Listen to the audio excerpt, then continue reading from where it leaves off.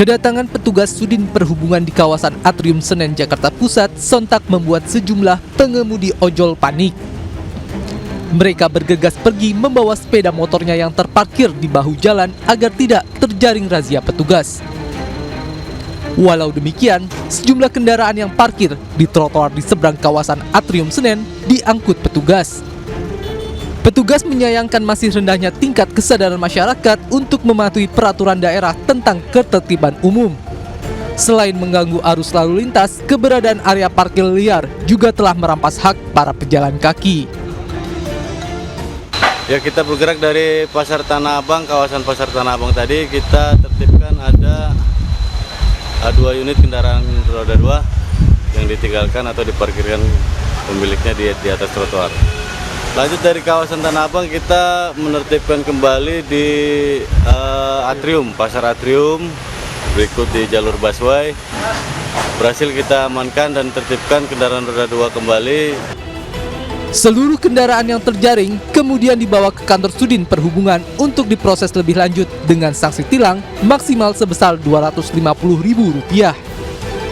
Dari Jakarta, Rani Sanjaya, iNews melaporkan. Polisi menggerebek markas judi online di sebuah apartemen di Cengkareng, Jakarta. Dari hasil penggerebekan, 24 orang ditangkap yang diduga sebagai operator judi.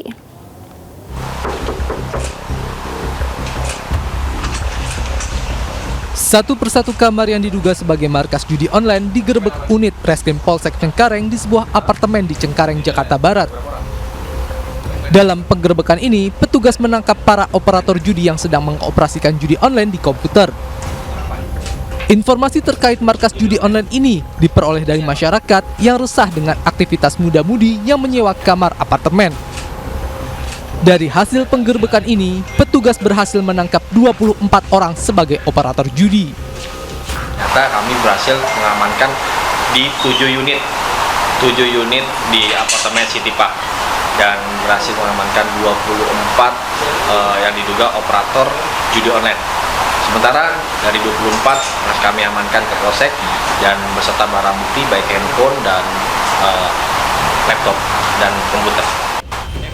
Selanjutnya petugas masih melakukan pencarian terhadap pemilik situs judi online yang masih buron. Dari Jakarta, Miftahul Gani, iNews melaporkan. Presiden Joko Widodo menghabiskan Minggu pagi dengan bersepeda di kawasan Hari Bebas Kendaraan Bermotor. Presiden Jokowi berangkat dari Istana Merdeka menuju kawasan Car Free Day mengendarai sepeda bambu miliknya.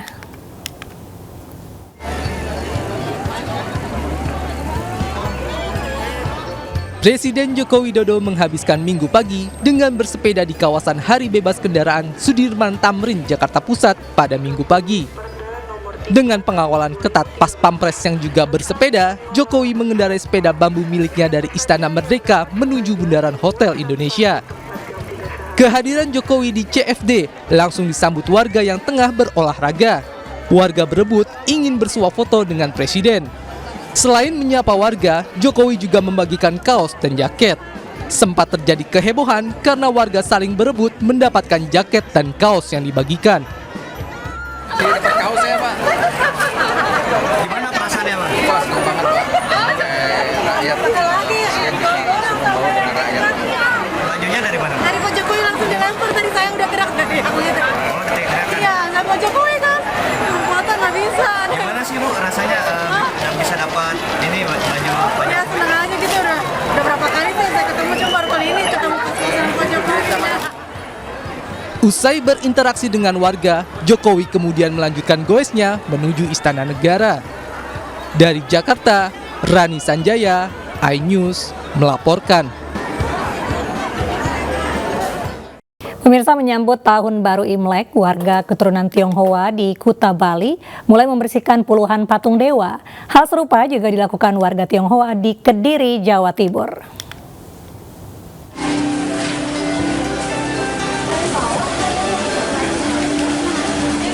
Menyambut Tahun Baru Imlek 2574 yang jatuh pada Minggu 22 Januari nanti, puluhan warga keturunan Tionghoa di Kuta Badung, Bali bergotong royong membersihkan puluhan patung dewa atau rupang serta altar persembahyangan di Vihara Dharmayana. Proses pembersihan dimulai dengan mencuci seluruh arca dengan air kembang hingga dikeringkan dengan menggunakan kain. Tak hanya itu, di setiap sudut vihara juga dipasang ratusan lampion dengan berbagai ukuran. Kita gotong royong bersama, baik mencucikan rupa, membersihkan altar, baktisala, dharmasala, memasang lampion, memasang pernak-pernik, memasang lilin-lilin yang besar ini untuk menatanya. Diketahui pencucian patung dewa dilakukan karena umat percaya pada hari tersebut dewa-dewi yang ada di tempat ibadah sedang menghadap kepada dewa langit, sehingga umat diberikan ruang dan waktu untuk menurunkan rupang serta melakukan pembersihan.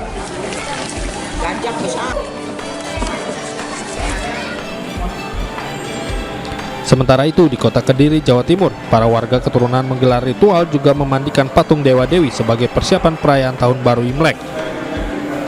Salah satu patung yang dimandikan telah berusia 2 abad.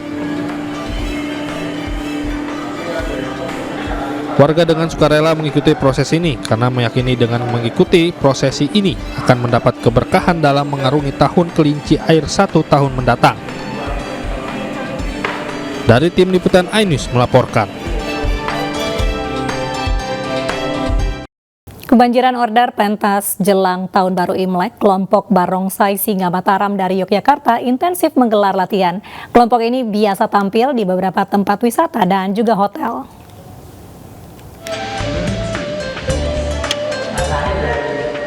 Belasan personil grup Barongsai Singa Mataram dari kota Yogyakarta ini berlatih intensif menyambut Tahun Baru Imlek yang jatuh pada 22 Januari mendatang. Hingga Minggu sore mereka telah kebanjiran order untuk tampil di beberapa acara pertunjukan barongsai di kota Yogyakarta. Agar bisa tampil maksimal, mereka pun berlatih sejak 1 bulan lalu. Setidaknya, hingga Minggu sore grup ini telah menerima 15 order tampil di beberapa hotel ataupun tempat wisata. Kita hanya 15 job. Berarti sempat nolak juga tawaran dari luar juga Mas ya? Sempat nolak. Kami udah ada kalau 5 job saya tolak semua. Dikarenakan jam yang sama harga yang enggak cocok. Grup Barongsai Singa Mataram ini selain permainan barongsai, grup ini juga bisa memainkan atraksi liong atau naga yang dimainkan oleh belasan personil. Dari kota Yogyakarta, Gali Wisma iNews melaporkan.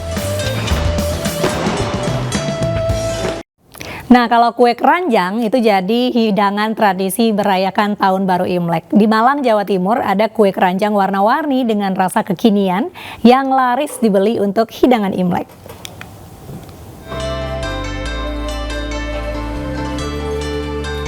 Kue keranjang merupakan kue khas yang wajib dihidangkan saat perayaan Tahun Baru Imlek.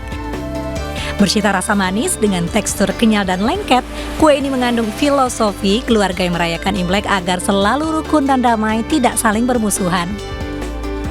Kini kue keranjang pun berevolusi. Seorang anak muda di Malang, Jawa Timur membuat kue keranjang kekinian. Selama 5 tahun terakhir, ia memproduksi kue keranjang mini dengan beraneka bentuk dan rasa. Kue mungil berwarna-warni ini diletakkan di box dan dihias untuk bingkisan Imlek. Jelang Imlek, 300 box kue keranjang pun sudah dipesan. Pengiriman pun hingga luar Pulau Jawa. Kalau zaman dulu itu kan bentuknya bulat gitu doang kan. Kalau yang kekinian ini bentuknya bisa macam-macam, ada gambar bunga gitu. Terus rasanya itu kan cuma pakai gula doang, manis doang gitu. Kalau yang sekarang ini ada rasa red velvet, taro, matcha gitu, lebih variasi gitu. Bagaimana? Anda tertarik mencobanya? Untuk per box kue keranjang mini ini dijual mulai harga Rp40.000.